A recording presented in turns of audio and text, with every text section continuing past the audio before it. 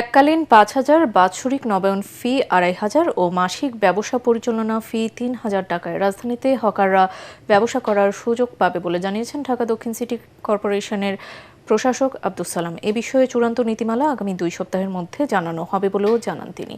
City কর্পোরেশনের আয়োজনে hawker ব্যবস্থাপনা সংক্রান্ত মতবিনিময় সভায় তিনি এসব কথা বলেন। প্রশাসক জানান, রাজধানীতে প্রতিটি এলাকা ভিত্তিক হকারদের রেজিস্ট্রেশনের ব্যবস্থা করছে সরকার।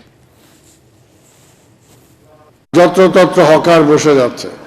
আজকে শুধু মেন কিছু এলাকা না, আমি বলবো ঢাকা শহরে এমন কোনো ওয়ার্ড নাই যে ওয়ার্ডে আজকে হকার নাই। ফুটপাতে জায়গা পাওয়া গেছে, ৩-৪টা টুকরি নিয়ে বসে গেলেন, বাস ব্যবসা বাণিজ্য শুরু হয়ে গেল। ঢাকা শহরে আজকে পরিচ্ছন্ন রাখাটা আমাদের একটা অসম্ভব হয়ে পড়েছে হকারদের কারণে। রেজিস্ট্রেশন পাওয়ার পরে আমরা ইমিডিয়েট 2 সপ্তাহের মধ্যে আমরা চাই যে এটাকে একটা সিস্টেমের মধ্যে আনতে।